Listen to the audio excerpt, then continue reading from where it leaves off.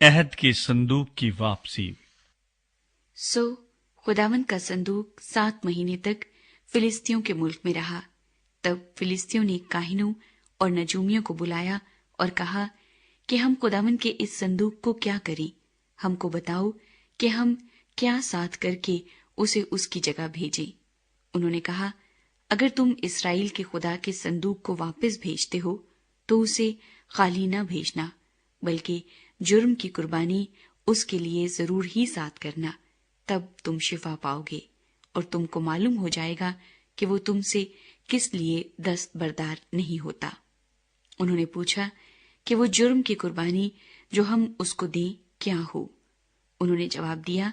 کہ فلسطی سرداروں کے شمار کے مطابق سونے کی 5 گلٹیاں اور سونے کی 5 چوہیاں،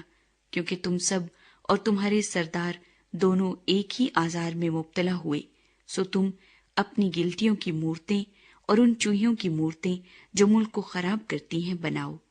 اور اسرائیل کے خدا کی تمجید کرو۔ شاید یوں وہ تم پر سے اور تمہارے دیوتاؤں پر سے اور تمہارے ملک پر سے اپنا ہاتھ ہلکا کر لے۔ تم کیوں اپنے دل کو سخت کرتے ہو، جیسے مصریوں نے اور فرعون نے اپنے دل کو سخت کیا جب اس نے ان کے درمیان عجیب کام کیے؟ تو کیا انہوں نے لوگوں کو جانے نہ دیا، اور کیا وہ چلے نہ گئے؟ اب تم ایک نئی گاڑی بناؤ اور 2 دودھ والی گائیں جن کے جوا نہ لگا ہو لو، اور ان گائیوں کو گاڑی میں جوتو اور ان کے بچوں کو گھر لوٹا لاؤ، اور خداوند کا صندوق لے کر اس گاڑی پر رکھو، اور سونے کی چیزوں کو جن کو تم جرم کی قربانی کے طور پر ساتھ کرو گے ایک صندوقچے میں کر کے اس کے پہلو میں رکھ دو، اور اسے روانہ کر دو کہ چلا جائے، اور دیکھتے رہنا، اگر وہ اپنی ہی سرحد کے راستے بیت شمس کو جائے تو اسی نے ہم پر یہ بلائے عظیم بھیجی، اور اگر نہیں تو ہم جان لیں گے کہ اس کا ہاتھ ہم پر نہیں چلا، بلکہ یہ حادثہ جو ہم پر ہوا اتفاقی تھا۔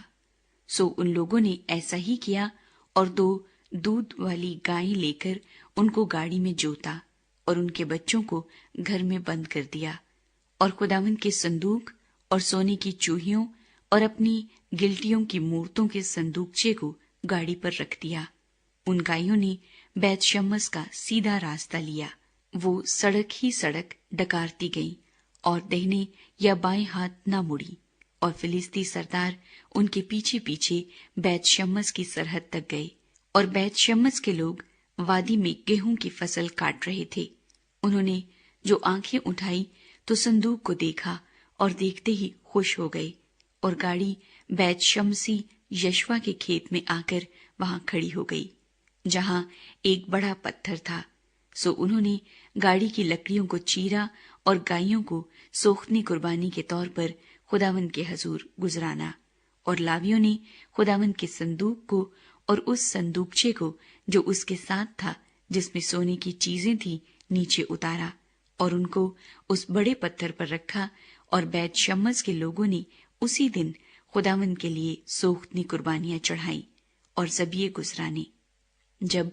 ان 5 فلسطی سرداروں نے یہ دیکھ لیا تو وہ اسی دن اکرون کو لوٹ گئے۔ سونے کی گلٹیاں جو فلسطینیوں نے جرم کی قربانی کے طور پر خداوند کو گزرانی وہ یہ ہیں، ایک اشدود کی طرف سے، ایک غزہ کی طرف سے، ایک اسکلون کی طرف سے، ایک جات کی طرف سے، اور ایک اکرون کی طرف سے۔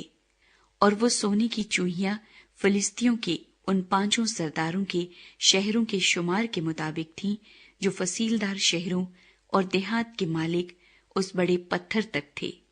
جس پر انہوں نے خداوند کے صندوق کو رکھا تھا، جو آج کے دن تک بیت شمسی یشوا کے کھیت میں موجود ہے۔ اور اس نے بیت شمس کے لوگوں کو مارا اس لیے کہ انہوں نے خداوند کے صندوق کے اندر جھانکا تھا، سو اس نے ان کے 50,000 اور 70 آدمی مار ڈالے، اور وہاں کے لوگوں نے ماتم کیا اس لیے کہ خداوند نے ان لوگوں کو بڑی مری سے مارا۔ عہد کا صندوق کریت یاریم میں۔ سو بیت شمس کے لوگ کہنے لگے کہ کس کی مجال ہے کہ اس خداوند خدائے قدوس کے آگے کھڑا ہو، اور وہ ہمارے پاس سے کس کی طرف جائے؟ اور انہوں نے کریت یاریم کے باشندوں کے پاس قاصد بھیجے